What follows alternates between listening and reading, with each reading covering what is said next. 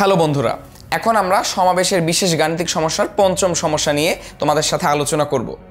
এই সমস্যাগুলো হচ্ছে কোনো দেওয়া শব্দের অক্ষরগুলো নিয়ে নতুন শব্দ বা নতুন বাছাই গঠন করা। অর্থাৎ তোমাকে কোনো একটা শব্দ দেওয়া থাকবে, সেই শব্দ থেকে ভিন্ন ভিন্ন কতগুলো থাকবে অথবা কতগুলো বর্ণ একই থাকবে। এমন একটি শব্দ থেকে তোমাকে বলা হবে যে নতুন করে এই বর্ণগুলো নিয়ে একটা নতুন শব্দ বানাও বা নতুন কতগুলো বাছাই বানাও, সেই বাছাইয়ের সংখ্যা হিসাব করো। তো এই ধরনের সমস্যাগুলো আমাদের বইয়ে বেশ কিছু উদাহরণ দেওয়া রয়েছে। আমরা একটা বিশেষ সমস্যা নিয়ে আলোচনা করব যেন এই সমস্যার আদলে তুমি বাকি সমস্যাগুলো নিজে থেকেই সমাধান করে ফেলতে পারো।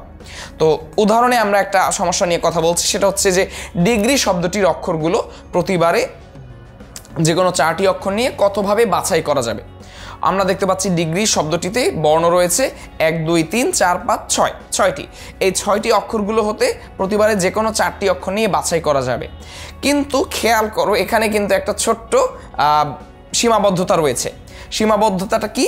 সেটা হচ্ছে এখানে ই যে বর্ণটি রয়েছে, এই বর্ণটি কিন্তু 3বার রয়েছে।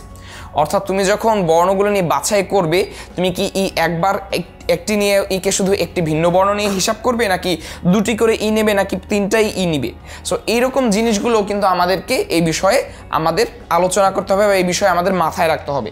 সো এই ধরনের সমস্যা সমাধানের জন্য আমরা কতগুলো পথ অবলম্বন করব। যে আমরা দেখতে পাচ্ছি যে শব্দটিতে মোট অক্ষর আছে 6টি, এর মধ্যে ই আছে 3টি এবং DGR আছে 1টি করে। এখন 4টি অক্ষর বাছাই করা যাবে অনেকভাবে। যেমন আমরা এখানে কিন্তু 4টি ভিন্ন ভিন্ন অক্ষর রয়েছে, যেমন DGR 1টি করে এবং ই 3টা থেকে একটা নিলাম, একটা হয়ে গেল। আবার আমরা এটাও করতে পারি যে 2টা ই নিলাম এবং DGR এর 3টা থেকে 2টা নিলাম। আবার এমনভাবেও করতে পারি যে আমরা 3টা ই নিলাম কিন্তু DGR থেকে যে কোনো একটি আমরা গ্রহণ করলাম। তো এরকম যে ভিন্ন ভিন্নভাবে আমরা যে বাছাই করতে পারি, সেই বাছাইগুলো আমাকে আলাদা আলাদা একটি ক্ষেত্র বা আলাদা আলাদা কেস হিসেবে বর্ণনা করতে হবে। সো এইভাবে আমরা শব্দগুলো নিয়ে নতুন শব্দ আমরা গঠন করব। এখানে আমরা যে পারমিউটেশন বা বিন্যাস করেছিলাম, সেখানে আমরা সরাসরি যে সূত্র থেকে P factorial divided by Q factorial into R factorial into Z factorial এভাবে করে যে ভাগ করে দিয়েছিলাম, একই জিনিসগুলো সমাবেশের ক্ষেত্রে এভাবে আমরা করব না। আমরা আলাদা আলাদা ক্ষেত্র বিবেচনা করে সেই ক্ষেত্রের জন্য কোন পদ্ধতিটা গ্রহণযোগ্য আমরা সেভাবে বাছাই করব। তো এটা কিভাবে করা যেতে পারে, চলো দেখি আমরা এই ছক থেকে আমরা দেখতে পাচ্ছি আমাদের বলা ছিল যে DGR আছে 1টি করে এবং ই আছে 3টি করে।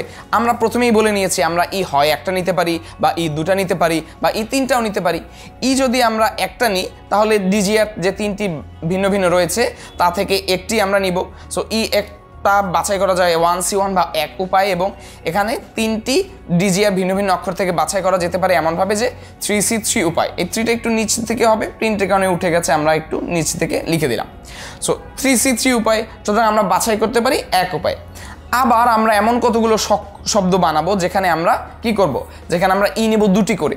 অর্থাৎ ই যদি 2টি নেই তাহলে 2টি ই নেওয়া যায় একভাবে, এবং ভিন্ন অক্ষর অর্থাৎ DGR 3টি রয়েছে, এর থেকে আমরা 2টি নিতে পারবো। আর যেহেতু 4 অক্ষরের শব্দ হতে হবে, সুতরাং আমরা 3টি থেকে 2টি নিতে পারবো 3C2 উপায়। সুতরাং এটা আমরা পেয়ে যাব 1 × 3C2 = 3। আবার একইভাবে আমরা কি পাবো, আমরা পাবো এখানে 3 × ই নেব 3টি এবং আমরা ভিন্ন DGR এর 3টি থেকে যে কোনো একটি করে নিব। সুতরাং এখানে 3টি ই আমরা নিতে পারি 3C3 উপায়, বা আমরা সরাসরি লিখে দিতে পারি 1 উপায়, এবং আমরা এই ভিন্ন অক্ষর 3টি থেকে যে কোনো একটি নিতে পারি 3C1 উপায় বা 3 উপায়। সুতরাং এরপর আমরা যদি মোটগুলো বাছাই এই সংখ্যাগুলো যোগ করে দিই তাহলেই আমরা কি পেয়ে যাচ্ছি, তাহলেই আমরা পেয়ে যাচ্ছি 1 + 3 + 3 = 7। অর্থাৎ মোট বাছাই সংখ্যা হচ্ছে 7। এখন খেয়াল করো এই অঙ্কটি কেন এভাবে সলভ করা হলো। এভাবে সলভ করার অর্থ হচ্ছে যে এখানে যেহেতু আমাকে বাছাইয়ে গুরুত্ব দিতে হচ্ছে, তাই আমরা বাছাই করার সময় বিভিন্ন ক্ষেত্র বিবেচনা রেখে আমরা আমাদের বাছাইগুলো সম্পন্ন করতে পারি।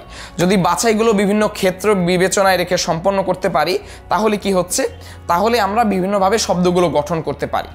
আমরা যদি এখানে সরাসরি সূত্র ব্যবহার করি তার চেয়ে এইভাবে ভেঙে ভেঙে করাটা হচ্ছে আমাদের জন্য গুরুত্বপূর্ণ। কেননা এখানে আমরা একটাও নিতে পারি, ই দুইটাও নিতে পারি, ই তিনটাও নিতে পারি। সো আমরা যদি এগুলো একসাথে করে ফেলি তাহলে আমাদের এই বাছাই সংখ্যাগুলো খুব সহজেই বের হয়ে আসবে। আশা করি এই ধরনের সমস্যাগুলো বুঝে গেছো। তোমাদের বই এই ডিগ্রি ছাড়াও আরও বেশ কিছু শব্দ আছে যেখান থেকে তোমাকে এভাবে অক্ষর বাছাই করে নতুন নতুন শব্দ গঠন করতে হবে। এই শব্দ গঠনের প্রক্রিয়াটি মোটামুটি সবগুলোর জন্য একই রকম থাকবে এবং এই জিনিসগুলো বা এই ম্যাথগুলো মোটামুটি সবগুলো একই রকম, সুতরাং তোমরা খুব সহজেই এগুলো সমাধান করে ফেলতে পারবে।